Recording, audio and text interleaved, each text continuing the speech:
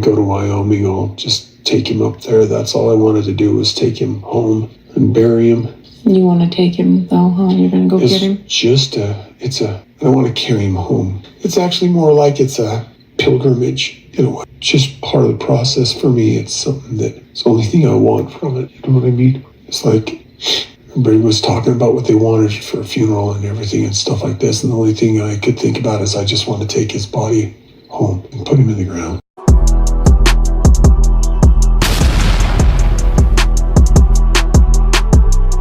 Welcome back to my channel. I have some information for you about Kody Brown and why Robyn Brown and everyone else in the family wants nothing to do with them.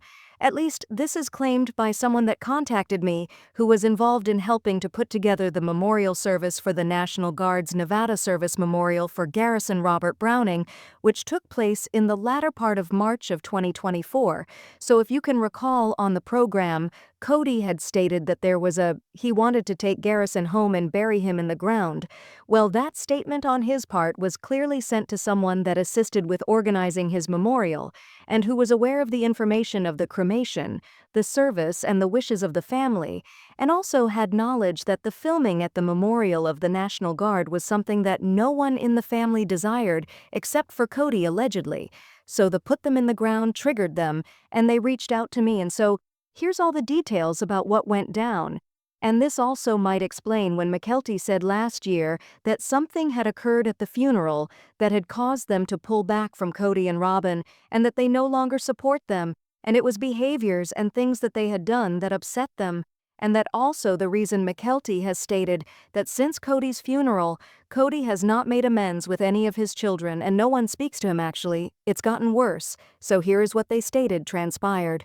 So Garrison Brown, if you're familiar with him, was a member of the Nevada National Guard, and anyone who is an active member of the Guard when they join the service, they are given a chance to put together, will establish a power of attorney and ensure that everything they have as much as the military is protected, and there is an arrangement in case they get deployed and they don't return alive, or if something occurs while they're in service and they pass away. And so service members have this choice to do it when they join the service for the first time, or when they attend a deployment, and that's what this individual informed me. And so, in the United States Armed Forces, there is a mortuary services department who coordinates all of the normal funerals or memorials for service members. And they also handle and tend to any of the cremation or burial, as well as doing like the 21-gun salute, the honor guard, the memorial service itself, the hosting of the event, and then assembling everything to take care of the estate. So military personnel are able to have insurance policies, the wills which are given by the military personnel to the United States SIR. The United States Armed Forces is then left to the family. So the family will know who is in the will and what is done with the estate. And here's the information about the insurance policies so that they have all the information that they need in order to settle the estate. So this individual had anything to do with all of that. And so what they said may surprise you, or perhaps it doesn't, but their purported claim, and this is their claim for entertainment and information purposes only, but I definitely confirmed that they are employed by the United States Armed Services, and I also confirmed that they were affiliated with this event, so Garrison's memorial was assembled. It was all made possible, so they have the mortuary services is based out of Virginia, and then they send to the different places where a service member dies, where they need to arrange a funeral or a memorial service, and they get a chance to do like a like military service, and then they can bury them in a military cemetery, or they can do cremation, families can do private burials. It's totally dependent on the families.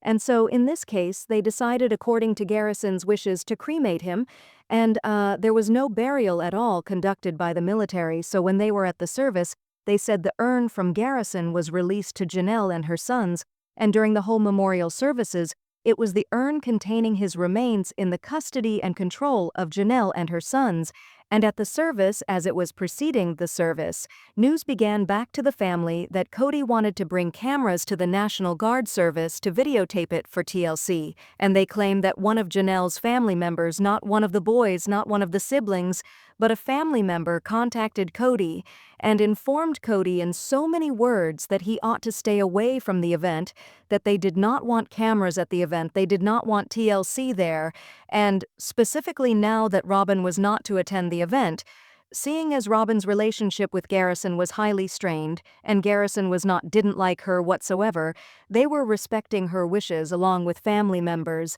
This individual mentioned there was an underlying sort of mood that Kody and Robyn's actions and the way that they treated Garrison and bullied him and targeted him on the show was a contributing factor to his mental illness worsening due to his misery of the exclusion and public spectacle of the bullying, and just how they treated Garrison. And due to the fact that Garrison was not on terms with Kody or Robyn, they did not want them around. Kody, on the other hand, did not care about that, I suppose, and so he was instructed not to attend, and he was somehow instructed, don't bring Robyn. And so as things were being set up for the hope was that this wouldn't be documented.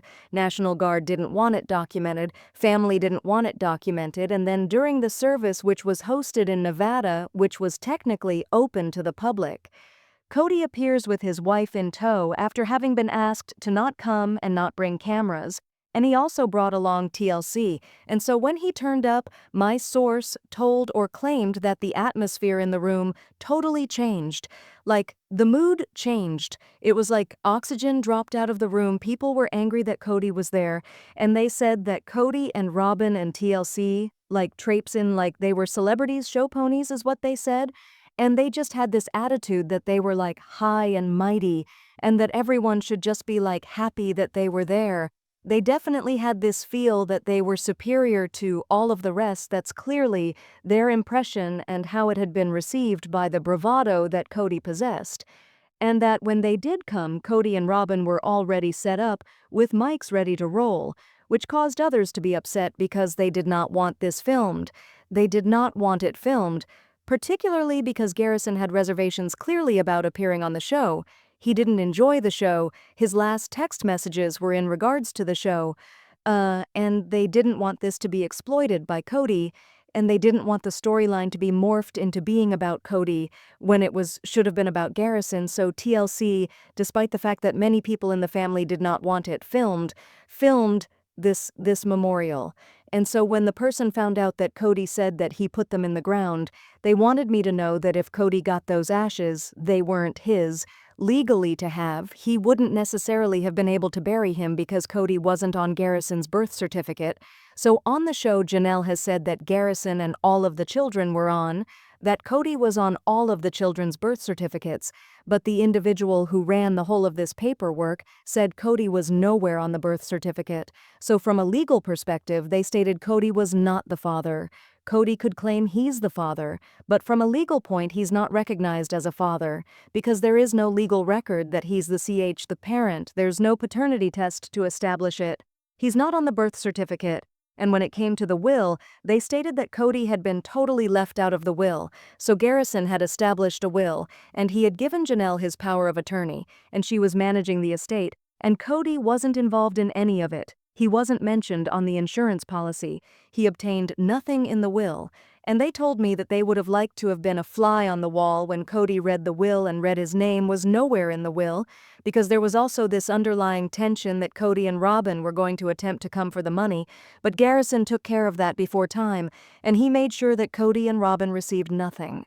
So I guess that's a silver lining, is that even though he died when he was so young, he had everything arranged for his last time already, so it made it considerably easier for his mother to handle because she was in full control. After he passed away, she was also able to be the one who handled his estate. She was able to complete and sell his home and wrap up that area, so she was able to handle anything. And so, because when he passed away and the cremation was completed, they said it's a routine service, so the family doesn't have to sit with them to determine what was done. Since Garrison had everything arranged, they were able to see to it for Garrison, and then once Garrison's remains and urn are delivered to the family, and it's made available to Janelle and the sons. And although so they said that at the gathering Kody and Robyn arrived, the urn is in control and possession of the sons. And Janelle, nobody speaks to Kody and Robyn Kody. And Robyn show up with TLC and TLC films it now. Why did he show up with the cameras? This is the most awful thing. So they explained that Kody attended the event because he had a storyline that he needed to shoot for his show. So if you are curious to know who controls TLC, demonstrate there's no question in my mind after talking to this individual that Kody controls the way the show is produced and what the plot lines are, and why he's receiving such an edit presently is because this is Kody driven. He wants a narrative of being a good father. He wants a redemption story, and he wants to utilize Garrison's death to establish that he's a grieving father. And the storyline was not merely that he needed to be a grieving father, but he needed to tape to document that he was a grieving father, and the family was abusive and terrible to his wife. That's what they claim. So he took Robyn there for drama, especially not because she needed to be there, because Robyn despised him too. So he needed to tape and set an example of the family and utilize it as a means of saying, I've been estranged from my son, and I've just lost my child, and my child is dead, and this family is being so horrible to my wife. Which is the reason why they didn't want them there in the first place. They didn't want this on the show. They didn't want them connected to this because Garrison didn't want anything to have anything to do with them, and they were attempting honor Garrison's desires, and they did not wish to take advantage of this for Garrison, but Kody chose to take advantage of it, and there was nothing they could do about it except for those that refused to appear on camera or that did not get mic'd up. And because some of the women are under contract, I do not know if they were mic'd up. I did not inquire, but they may have had to have cooperated at that time because Kody arrived with cameras. So obviously once they get there, they tell him the mistake is changed, and then once they're there, and they're preparing to sit down, Kody wanted to sit in the front row with Janelle and sit next to Janelle so he could receive the attention of being the grieving father sitting next to the grieving mother, but he wanted the attention on him, and apparently they told him no, and they would not let Kody sit beside Janelle. And so they decided that Hunter, because he was an Air Force officer, would sit in the front beside Janelle, and that Kody and Robyn could sit towards the back. But nobody wanted them in the front row, and then Meri was sitting on the other side of the aisle because Gwendolyn apparently needed someone beside her, like she wanted to be comforted by Meri. And therefore Meri was sitting with Bea and Gwendolyn by request of Gwendolyn, and I have no idea why. Mykelti and Tony sat on the opposite side, but I inquired about that. They just informed me that Gwendolyn wanted Meri to sit with her, so she required assistance. So when they had the service, they indicated that there's a procedure within the Army that if a service member dies and they are married, the automatic individual who receives the flag is the surviving spouse. When a single service individual passes away, the automatic individual who receives the flag and the medals is the mother. And therefore, even though Kody wasn't legally on the birth certificate, he wouldn't have received the medals or the flag anyway, but apparently he sort of made a scene at the end because he wanted the flag and he wanted the medals, but instead it was awarded to Janelle because the standard protocol in the military is the mother who gets it. And even though he would have wanted it, he wasn't listed as a next of kin if Janelle would have deferred to him, but she didn't. So Janelle took with Garrison's medals from the military along with the flag. They said that Janelle's sons were the three sons of Janelle's Logan, the surviving Logan, Hunter, and Gabriel, they described as very nice, very gentle, very cooperative, and very protective of their mom, and were very protective of keeping Kody away from Janelle. So when they were sitting kind of in that little group with Gabriel Logan and then Hunter sort of positioning her away from Kody, that was on purpose. They didn't want Kody around her. And Kody's whole reason for going there wasn't about Garrison, and even while there the person said that Kody was not behaving like a mourning father. When the cameras rolled, they stated that Kody was basically attempting really hard to cry, and therefore so was Robyn attempting to act like they were sad, but they were not at all. They stated it all for drama, because when he arrived it was all about I've got a narrative, I've got this thing I need to shoot for my show. Can you imagine? Oh my God, I had a feeling when I saw the pictures that something happened like this, but so they said that once the memorial was done, the urn was given with the remains to the boys and to Janelle, and that again, Kody had no legal rights to it. They said once they left, they can't say how Kody got those, and they don't even know if Kody actually received the actual remains, so they do not have any idea whether Garrison is buried in Wyoming or not, or if they received like part of the urn or part of the remains to Kody, but they were sort of flabbergasted to learn that Kody was discussing burying him, because that was not what the plan was when they were dealing with the family at first. And so they said that after Kody didn't get his way, it's with this particular memorial they feel that's when the Wyoming thing was fabricated, so that Kody can have his narrative of being a grieving father on a journey to bring his son home, but the Kody that's on TV acting like they're all sad and Robyn on TV acting like she doesn't care, they said that wasn't the way it went down in life.